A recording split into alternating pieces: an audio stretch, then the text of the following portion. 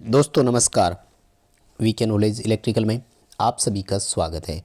Competition exams के लिए important questions का वीडियो लेकर एक बार फिर उपस्थित हूं। दोस्तों आज का हमारा टॉपिक है फंडामेंटल एसी।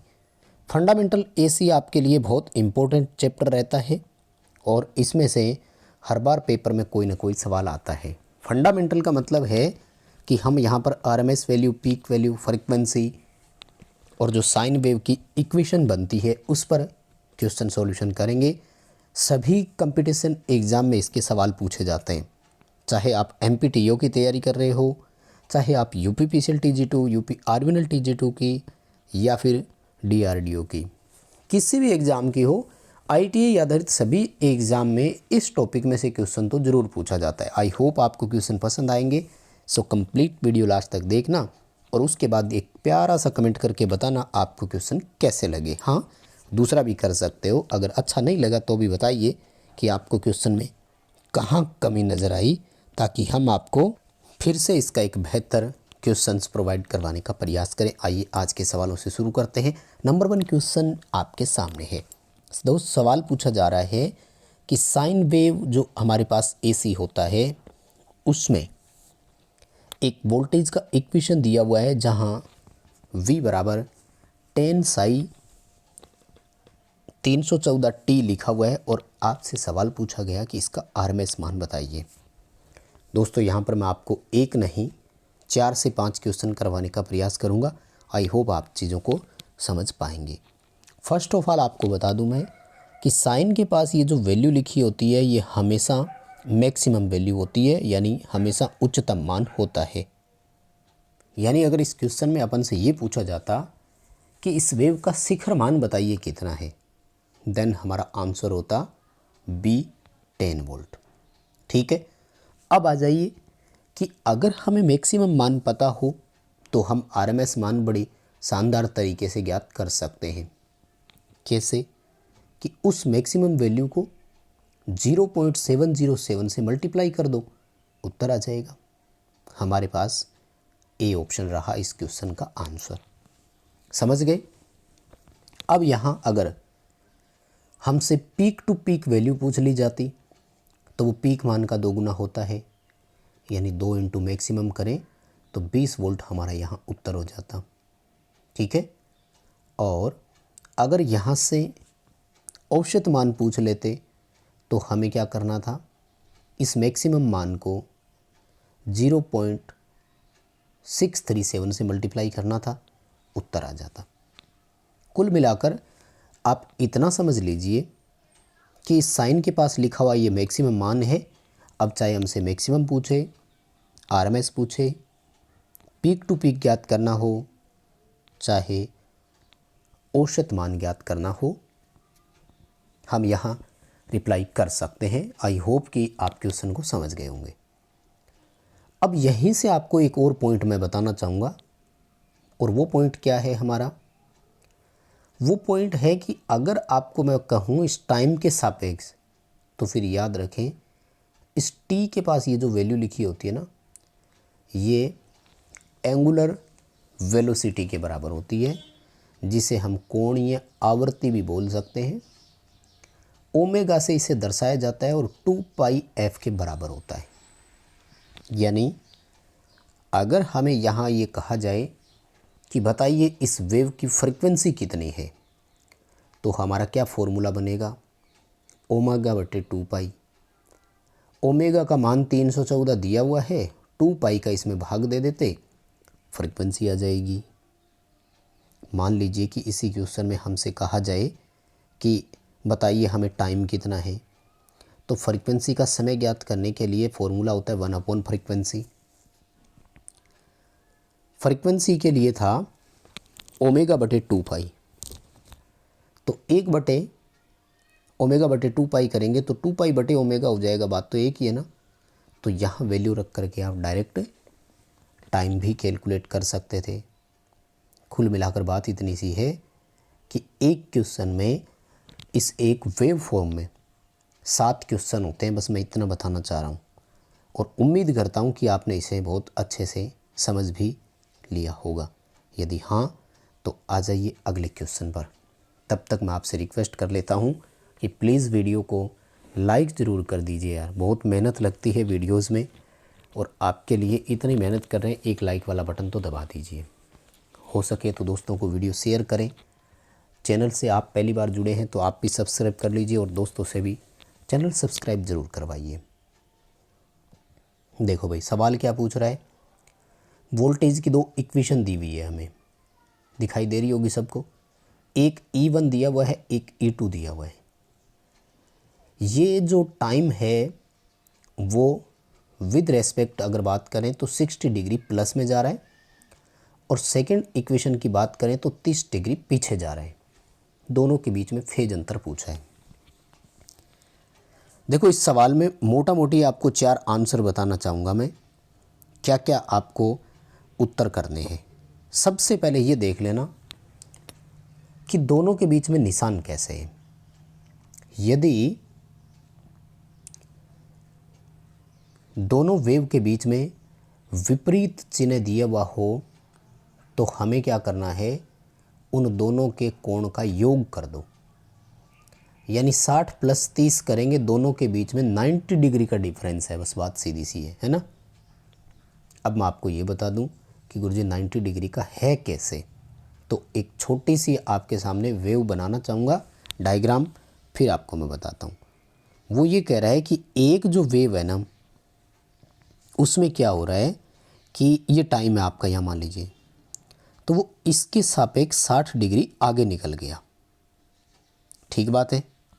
चलो दूसरा कह रहा है कि वो समय के सापेक्ष 30 डिग्री पीछे रह गया। और ये मान लेते हैं E1 है, ये मान लेते हैं E2 है। अब हमें ये कहा गया कि E1 से लेकर E2 के बीच बताओ डिफरेंस कितना है। तो देखो ना दोनों के बीच में ये रहा 90 डिग्री का कोण, बिल्कुल बन रहा है कि नहीं, देखो ठीक है। लेकिन यदि निशान समान हो, यानी ये प्लस का 60 होता है प्लस का, तो आपको उनके अंतर के बराबर उत्तर करना है। मतलब अगर एक प्लस का 60 है और दूसरा प्लस का 30 होता, देन हमारा आंसर 30 डिग्री डिफरेंस होता। क्यों? क्योंकि उस दौरान वो ये कह रहा है कि एक 60 डिग्री आगे जा रहा है जबकि दूसरा 30 डिग्री आगे जा रहा है। अब दोनों के बीच में डिफरेंस बताओ। चलिए, उम्मीद करता हूँ आपने इस क्वेश्चन को बहुत अच्छे से समझा होगा।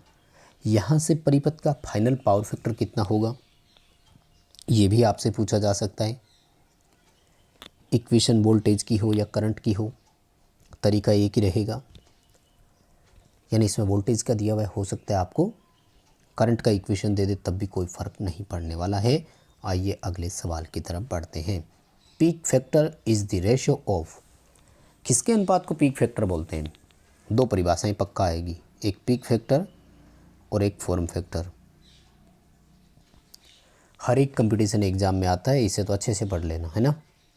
शिखर मान और प्रभावी मान का अनुपात, प्रभावी मान को आरएमएस मान बोलते हैं। आरएमएस मान का दूसरा नाम रूट मीन स्क्वायर वैल्यू होता है, ठीक है। लेकिन अगर आरएमएस और एवरेज की बात की जाए तो ये है फॉर्म फैक्टर का अनुपात। इन दो डेफिनेशन को बहुत अच्छे से पढ़ लीजिए। मैं कह रहा हूँ हर एग्ज़ाम में एक सवाल आता है, फंडामेंटल है और फंडामेंटल के क्वेश्चन हर एग्ज़ाम में आते हैं, अच्छे से आप तैयार कर लीजिए। पीक फैक्टर किसका अनुपात है? तो इंग्लिश में तो पीक और आरएमएस लिखा हुआ है, कई बार इसकी जगह नाम दूसरे लिख देता है। वो पीक को शिखर मान लिखेगा, मैक्सिमम लिख सकता है, अधिकतम लिख सकता है। और आरएमएस का दूसरा नाम प्रभावी मान होता है, इसलिए वो यहाँ प्रभावी मान भी लिख सकता है। औसत मान को हिंदी में माध्य मान भी लिख देता है, कोई ज़रूरी नहीं कि वो एवरेज ही लिखे, माध्य लिख सकता है। और माध्य को इंग्लिश में मीन वैल्यू बोलते हैं। यानी प्रभावी मान और माध्य मान का अनुपात, तो ये आपका फॉर्म फैक्टर कहलाता है। फॉर्म फैक्टर को शुद्ध हिंदी में रूप गुणक या आकृति गुणांक भी कहा जाता है। चलिए अगला सवाल देखो, ये क्या क्वेश्चन होगा? शायद आपको कम लग रहा होगा कि इसमें ये क्यों दे दिया। यहाँ मैं आपको 3-4 चीज़ें बताने वाला था, इसलिए डाल दिया। First of all, AC supply की फ्रीक्वेंसी हमेशा 50 हर्ट्ज होती है, चाहे वोल्टेज 230 हो या 2,20,000 वोल्ट हो, फ्रीक्वेंसी सबका एक समान है। सिंगल फेज हो या 3 फेज हो, प्रत्येक फेज की आवृत्ति पूछी जाती है। यहाँ पर हमारा सेकंड क्वेश्चन है कि अगर हमसे डीसी सप्लाई का फ्रीक्वेंसी पूछ लिया जाए तो कितना करना है, 0। उसके बाद सवाल आता है यदि हमसे रिपल फ्रीक्वेंसी का सवाल पूछ लिया जाए तो क्या करना है। ये डिपेंड करेगा रेक्टिफायर कौन सा है। First of all single phase है कि 3 फेज है, फिर हाफ वेव है कि फुल वेव है। Single phase half wave input के बराबर, single phase full wave input का 2 गुना। 3 फेज में हाफ वेव है तो 3 गुना, फुल वेव है तो 6 गुना। ठीक है। अब यहाँ से आता है समय का भी, तो मैंने अभी अभी फॉर्मूला एक आपको करवा ही दिया। टाइम जो है वो फ्रीक्वेंसी के इन्वर्सली प्रोपोर्शनल होता है, ये भी क्वेश्चन पेपर में आता है। अच्छे क्वेश्चन है, कवर अप जरूर कर लेना, फ्रीक्वेंसी को आप हल्के में ना लेवें, क्वेश्चन बहुत इंपॉर्टेंट है। आगे देखो, आरएमएस मान की डेफिनेशन पूछ रहा है, किस आधार पर परिभाषित किया जाता है। आरएमएस मान को हम हीट जनरेशन यानी ऊष्मा उत्पन्न के मामले में देते हैं। याद आ गया, एसी का वह मान जो दिए गए समय में उतनी ही ऊष्मा उत्पन्न करता हो जितनी कि डीसी उत्पन्न करता हो, यानी हीट जनरेशन के मामले में हम आरएमएस मान को डिफाइन करते हैं। सेकंड सवाल आता है कि आवेश ट्रांसफर वाला क्या है, तो ये है हमारा एवरेज वैल्यू। ठीक है। औसत मान की जो कैलकुलेशन होती है ना, मीन वैल्यू बोल देना कोई बात नहीं, वो होती है चार्ज ट्रांसफ़र से, कि कितना आवेश आपने स्थानांतरित किया, कितने चार्ज आपने ट्रांसफ़र कर दिए। देखो, प्योर साइन वेव का फॉर्म फैक्टर कितना होता है। देखो, फॉर्म फैक्टर होते हैं अलग अलग। शुद्ध साइन वेव का 1.11 होता है, उसके बाद में स्क्वायर वेव आता है, तो वर्गाकार वेव का होता है इकाई। उसके बाद में आता है त्रिभुजाकार वेव, त्रिभुजाकार वेव का होता है 1.15। उसके बाद में आता है हाफ वेव हमारा, तो जो हाफ वेव रेक्टिफाइड होता है उसका 1.57 होता है। कम से कम 4 उत्तर याद रखें। साइन वेव का 1.11, वर्गाकार का इकाई, त्रिभुजाकार का 1.15 और हाफ वेव का 1.57। चलिए अगले क्वेश्चन की तरफ बढ़ेंगे। क्वेश्चन बहुत अच्छा है, कोशिश करें आपकी इसे अच्छे से याद करें। नेक्स्ट देखो, साइन वेव एसी का पीक फैक्टर पूछ लिया, √2 होता है। कितना? √2। √2 का मान कितना है? 1.414। तो ये कर देंगे। अगर त्रिभुजाकार वेव का पूछे तो √3 होता है, √3 बोलें तो 1.732 हो जाएगा। और अगर हाफ वेव रेक्टिफाइड का पूछे तो कितना है? 2 होता है। ठीक है। इसमें भी कम से कम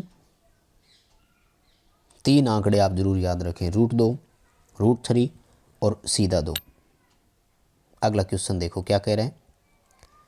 एक कॉइल को डीसी संयोजित करने पर धारा I1, ठीक है, I1 था, ये क्या लिख दिया, 11 लिख दिया, कोई बात नहीं, यानी I1 एम्पियर धारा चलती है और एसी सप्लाई देने पर I2 एम्पियर धारा चलती है। दोनों धाराओं में संबंध क्या होगा। देखो, कॉइल में अगर डीसी देंगे तो धारा प्रवाह का विरोध केवल रेजिस्टेंस करेगा, जब एसी देंगे तो रेजिस्टेंस और इंडक्टिव रिएक्टेंस दोनों मिलकर धारा प्रवाह का विरोध करेंगे। इसका मतलब यहाँ केवल एक विरोध है और यहाँ पर 2 विरोध, तो फिर सीधी सी बात है, जहाँ डबल विरोध हो रहा है वहाँ धारा अपने आप कम हो जाएगी। कुल मिलाकर बात यह है कि अगर ऑप्शन के साथ आप जाएंगे तो देख लो, बाकी उत्तर ये है कि डीसी पर धारा प्रवाह अधिक और एसी पर धारा प्रवाह कम होगा। फिर ऑप्शन के अकॉर्डिंग हमारा बी उत्तर सही होगा, I1 मोर देन I2।